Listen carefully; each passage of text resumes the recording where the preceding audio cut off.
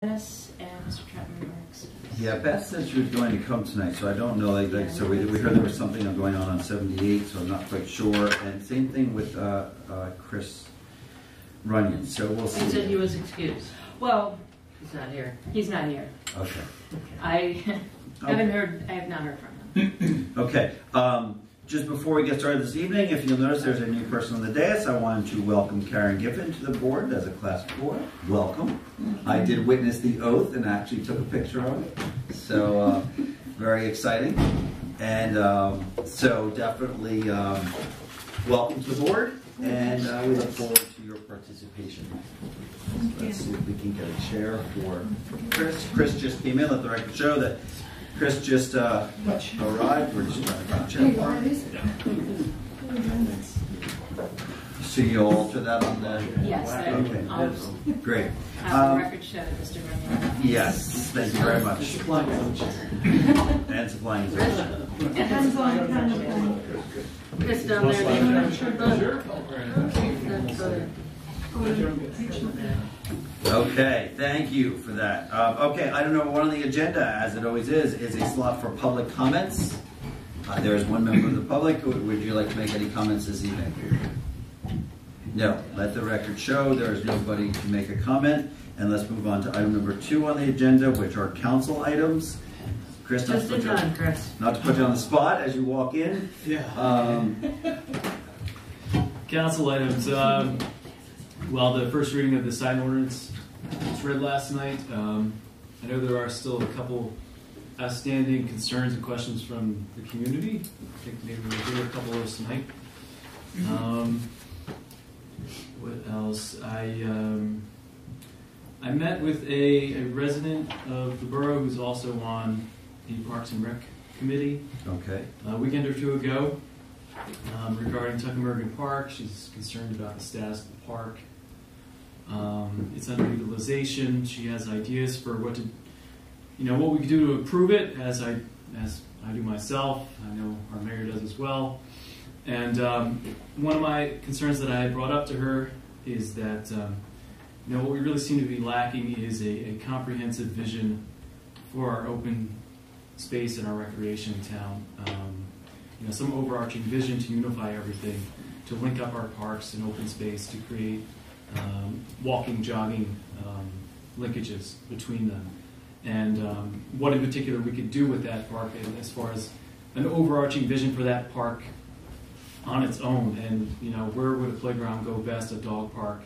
And to make sure that, going down the road, whatever we do, we do it with an idea for the future, and that we don't look back and say, well, yeah, that should have been there, or now we can't do this because we put the playground over here. So I mentioned this with Kara, and I spoke with Beth McManus tonight, and I'll bring some more details as those come forward, but she's interested in working with us on an open space and recreation plan for the borough, and she suggested that she could give us various numbers as far as a range of prices on developing this plan and what might be included at those price levels.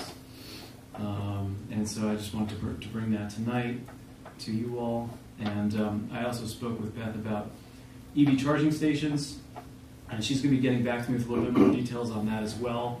And she did recommend that there may be an ordinance that we want to put in place with those, as far as where they could go if a fuse box is necessary, to make it so that it's screened, or that it's not put in a place that's highly visible to the public or to residences. So she did recommend that. She's going to be getting back to me with some more information regarding the EV charging stations as well. Other than that, I think that's all that I have. So then, are you? Thank you. Are you asking for anything on the open space and rec plan from the board at this point, or we're going to wait until Beth comes back with some options for the open space and recreation committee, the Parks and Rec committee, or no? That you had said that Beth was going to come back with some proposals. Yeah, some proposal, some suggestions about how to move forward with this. Okay. But it's a proposal coming to the planning board? It's coming out of our budget, because she's our consultant. It's not going to the open public, I mean, obviously. I'm thinking that the planner on that should probably be the borough planner. Okay. So maybe what we'll do is we'll reach back to Beth. I actually thought Beth was in here too, we'll go back out to Beth and ask if there is something from a land use perspective that needs the planning board's participation, but I think it may be better served at the council level. That's fine, but they also need to look back at the master plan, because we addressed a lot of those concerns with the last time we did the big master plan review, including And things she like did mention run that. parks. Yeah. So it is, I'd say that that's fine if the council planner is the one that's doing it. But I'm not sure. Yeah, I mean, whatever that final decision is, but we should certainly at least have if that's the case, then we should have some sort of liaison, related to this committee, so that we are, coordinating with what's in the master plan as well. Okay. And is there anything else that you need from either the sign review committee or myself for the next reading or No, I just know that there's some questions and concerns from the community, and I don't know if I should field those directly, and then the two of us would talk about that, or how that process. like I said, certainly any works questions. out. You wouldn't want there to be any questions from. And I imagine that they may come up to it the second reading. Okay. And when is that? Yes. Yeah, I believe. April 8th. And are the concerns specifically related to the items we're changing, or above and beyond the scope that we're proposing? Because those are two different issues. Well, a couple of them, for example, are the size of the lettering, I think is mentioned, and this was in an email with you, 24 inches. But that's what, when I sent that back, where I said, there was, I think there was a good catch, because while we were saying a canopy sign could be used in addition to a facade sign, it really is not. It's in lieu of. So you get a sign. And so how big do we want to sign the building? They really, from a consistency perspective, should all be relatively the same size going down Main Street. Like, you don't want to penalize somebody, but I did take a picture that I can send council of what it looks like when somebody uses both. I think it was a Starbucks that had a Starbucks sign and then a smaller something on their awning. And Beth actually recommended that we don't allow both, which was a miss on my part. So that's why I wanted to change that from when I was there talking to everybody to say, yeah, we did change that to say, now it's one, you really get a combined total of what you're allowed to do on the front of your building. And you can break it up however you want. If you wanted two smaller signs, one larger sign, but you can't go over the max that we've always had.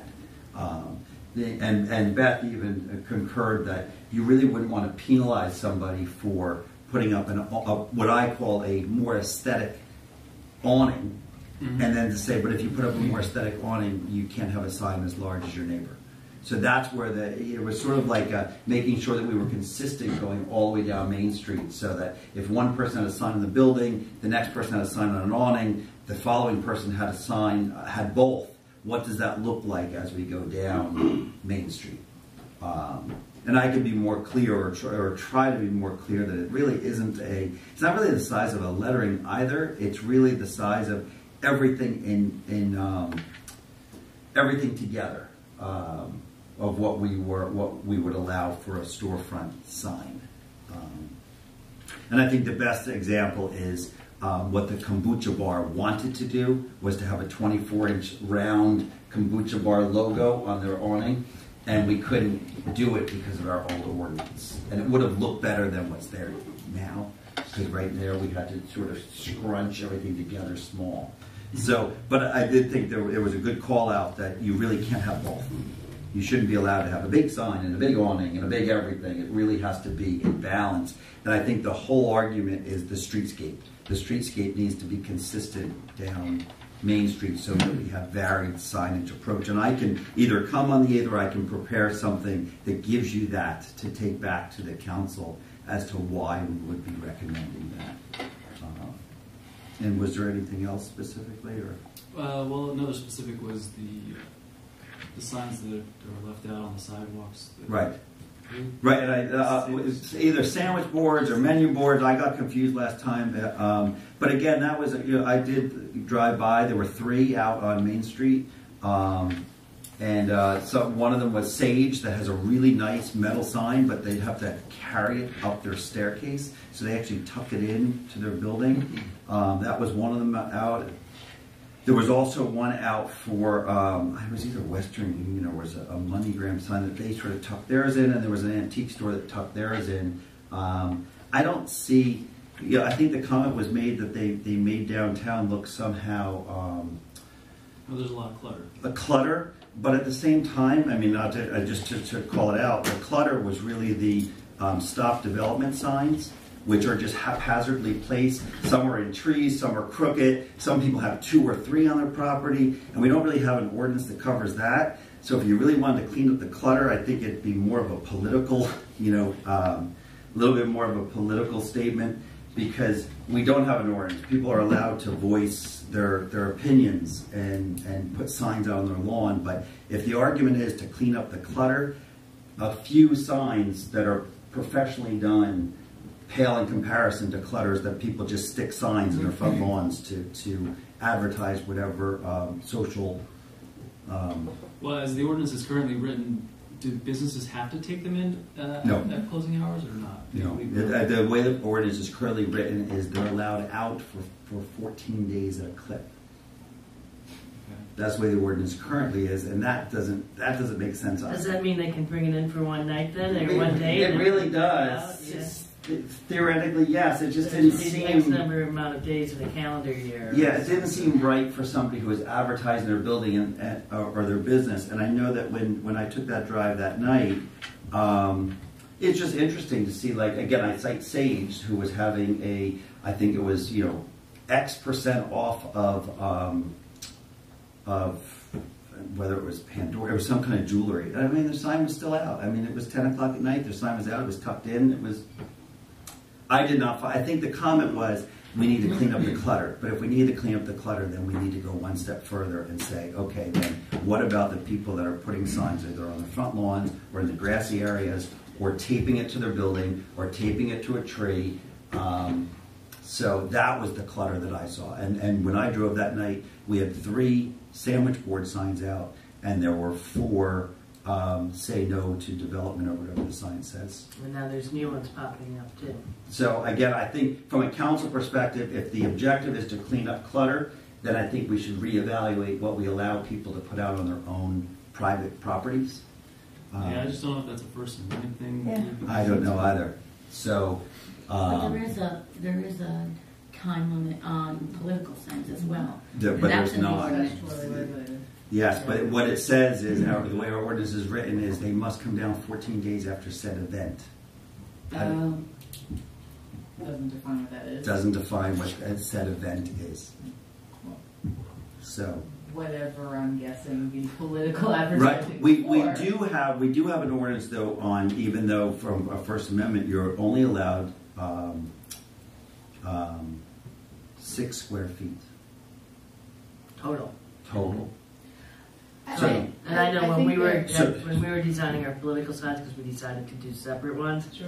we actually looked into that Yeah. yes. to make sure that people who wanted to put signs, signs. 2 signs, that They it would not could. be in violation of the ordinance. So you could only have 2, but there were some residents along Main Street that had more of a banner approach, Okay. and which is really not allowed. So it was one of those things where you sort of say, yes, there's First Amendment rights, but you want to be a community that allows people to state their opinions.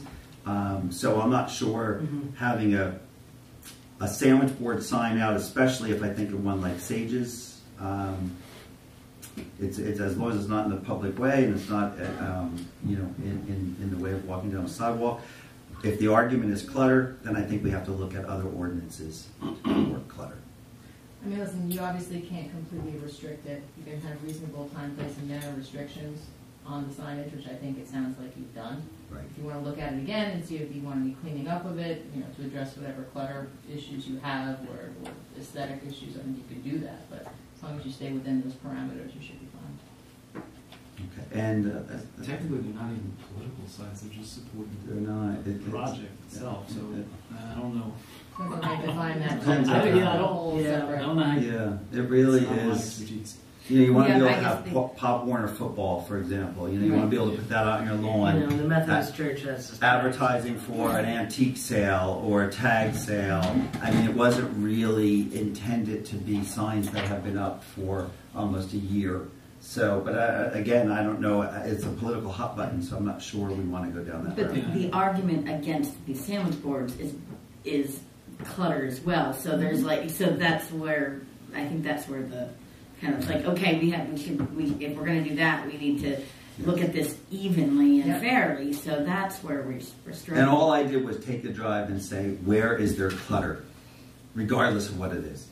What makes clutter? And I think signs taped to trees, signs stuck in the lawn haphazardly, signs stuck in the curb line, some were blowing in the wind, versus a sign that's professionally done and on the sidewalk advertising an event. I noticed on Reedville Avenue there was a sign advertising a barn sale that was last fall, stuck to a telephone Now, see, pole. that should have to be taken down. So, A wooden sign. Somebody put up, it was a lovely hand-painted sign that said barn sale. It was like for October last year. And go, how is that even still up there? So who's responsible for the enforcement? we are not. Sorry, I didn't want to take a question from the public. Well, enforcement does not lie within the jurisdiction of this board. So that would have to go back to the council. Is there any precedent for these sandwich board signs in any other town? Like, is that what towns typically do? Is they let businesses? I don't think sandwich boards are necessarily a bad thing. It shows that there's active business and this, so it's not that they're a bad thing at all. I think but we do need to make sure that there's enough room for somebody to get around it safely with a cane or a wheelchair. Or, I think that's the issue. Beth rewrote it in such a way that it was not blocking, especially if it's, when the business is closed, that it was not blocking. So, and we may want to say that it needs to be tucked in or it needs to be adjacent to your building or something like that. And I can look at that too. Yeah, tucked in would be nice. And I'll ask Beth again. She did rewrite it. She did take that and rewrote both the awning sign at my request as well as gave us approach on the sandwich board. Okay, great. Well, thank you. Moving on to mayor comments. Speaking of signs, I got an email from the FCP asking about the mural and whether that we can find a way to connect them with the property owner there because they'd like to paint it a nice neutral color. And then threw in, and I tried to get clarity on what they mean by this, by saying, we would like to replace it with a vertical rotating banner. And I said, what is a vertical rotating banner? Is that hanging from the building, like a banner that hangs from the building? So I don't know. So that might be at some point an email that you see coming from me. Okay. More importantly, there is some development that's kind of simmering right now over at the old egg auction. The developers did reach out and ask me if they thought council and planning board would be amenable to seeing us doing an overlay, council doing an overlay in that area at the old egg auction to permit brewery, distillery, manufacturing, that's a manufacturing issue, as well as a programmatic space. And I understand when I said, well, what does that mean in land use? And they said, well, that's what it's called in land use. And I said, okay. And what they envisioned, there's some kind of public square that can then be programmed to have live music, perhaps community events, and other types of events within there. It's an area that would back up to an industrial area in town, backs up to Flemington Precast, Yes. so there's not neighbors right on top of it. And if we would, and we have done in the past overlays to permit brewery beer manufacturing. We did that on Stengel, we did it at the end of Maple, and I don't know what all those different zone districts are, and that's my feeling that I didn't look that up. And I think I was going to say, because I think we wanted that everywhere, but I don't think we caught that zone. No, it was not that we didn't catch the zone. I remember distinctly. Mary and I wanted that overlay to extend down to the old egg auction, and the council Didn't want. didn't want it. Okay. This is Well, that's good. just Good. going back Okay, 6 so- years, 7 years. Okay. That's what the problem is. And so I bring it up to see if there's any objection to doing that, and if not, I can have our redevelopment attorney or their redevelopment attorney prepare an ordinance. Their planner, our planner, prepare an ordinance, and then shoot it back Yeah. here once council does the We first should reading. have Beth look though, because there was some, we did the last Have master something that plan. would be here. The last master plan review, although all those years ago, for the 2 times ago, council turned down our want to extend the overlay. There was something related to that site that I think there was maybe an overlay, or it's discussed in the master plan as a possibility for a future one. So it definitely, we had something in mind, and we did at least try to document it the last time. With that in mind, we did a resolution to update the floodplain in that area, which can be updated after they put the culvert in. And so we are submitting an application to FEMA. And all the calculations were done previously by a previous developer in that area. So it's just a matter of resubmitting it. Apparently it had been either halfway submitted previously, and then Sandy came along and it distracted FEMA to quite an extent that it never happened. And so that could change the 100-year floodplain in that area. Does that include the ag roads? Yes. That's updated? It includes from the inlet to the culvert down to where it comes out across the street over here.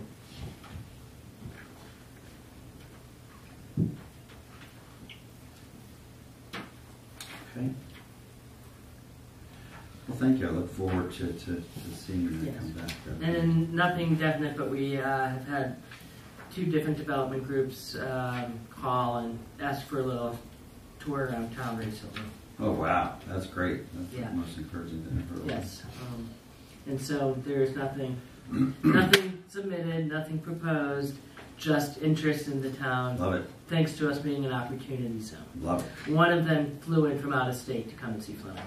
You know, we've talked about this many, many, many times in the past, but ULI will do a local event Yes. and invite developers in, and you Yes. know, Yes. we can support that. And you're not getting 1 or 2 touring; you're getting 20. Yes, well, and this is a good I'm not gonna opportunity. tell them to do no. it. Yeah, Right. no, it's a good Great. opportunity. to do That's it. but then I great. told them that we will be having That's The great. problem is the ULI.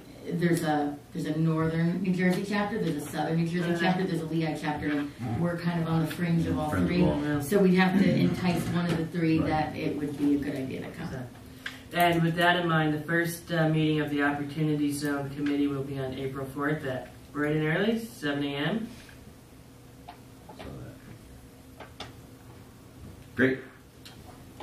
So, Anything else? yes, and that will be the Kickoff. kickoff, and Great. hopefully we'll get it all together, and I'm happy that that is finally moving. Okay.